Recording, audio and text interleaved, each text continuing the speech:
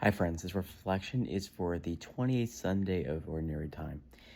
Yeah, we're approaching the 30s pretty soon, aren't we? Yeah. And yes, I'm breaking out the fall colors now, too. So in the Gospel, we continue to hear the discourse from Luke. In the Gospel, we hear about the 10 lepers. Now, leprosy was a common disease. Back in days, are not familiar. It would be basically like lumps on your skin. And of course, back in the day, there used to be a place.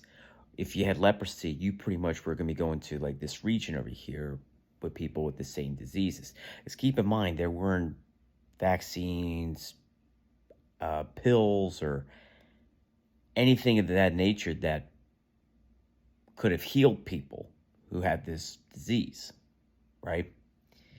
So they have to be like, okay, we have to quarantine them. We have to put them with the same people that have the same condition, what have you, right?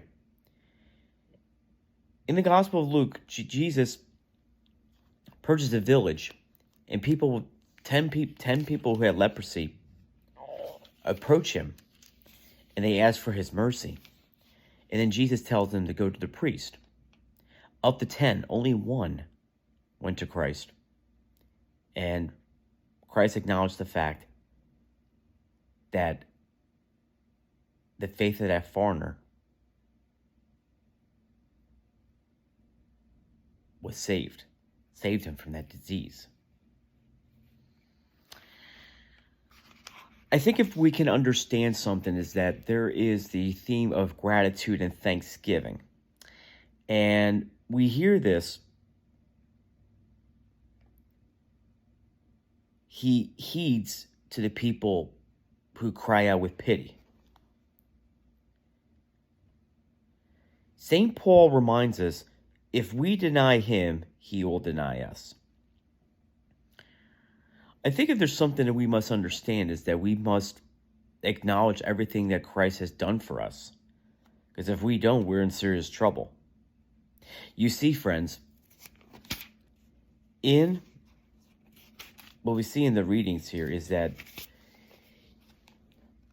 we are receivers from what we receive from God. First of all, God gives us the gift of life. He created each and every one of us in his image and likeness. And believe me, he made no mistake when he made you. We are given a gift of new life in him. And also through Christ, we are given the gift of healing when the wounds of sin prevent us from living this new life. Like the Samaritan who returned to thank Jesus, we must give thanks but live lives overflowing with the spirit of thanksgiving. So what does that mean? It's pretty simple.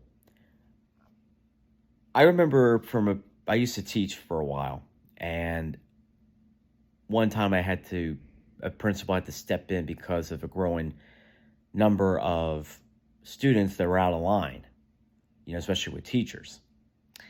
And one advice that he gave those students was, if you want to be here at Roman, you have to show some gratitude. Now, it's one thing to say thank you. And let's face it, Catholic education is not cheap these days. And not many students perform to their potential. And not just in the Catholic schools, but also the public schools. Well, public schools, of course, they get money from states and everything. But I digress. One thing that I learned in life was it's one thing to be thankful, but it's another way to show it. And you show it by your actions. So if you're thankful, what do? I think for me, I showed gratitude by doing my best in school, making honors. There were times I fell short, believe me. But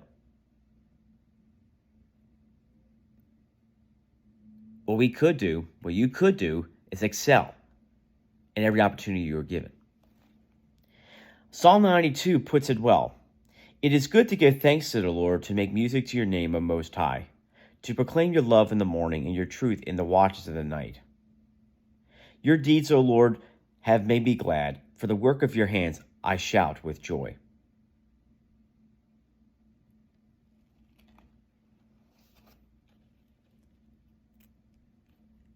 Every gift that God gives to us is good. We must be willing to show him that gratitude. So, let's give thanks.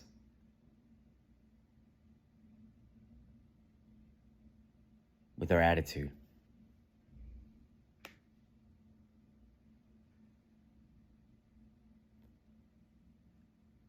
Praise God for all he has done for us. God bless.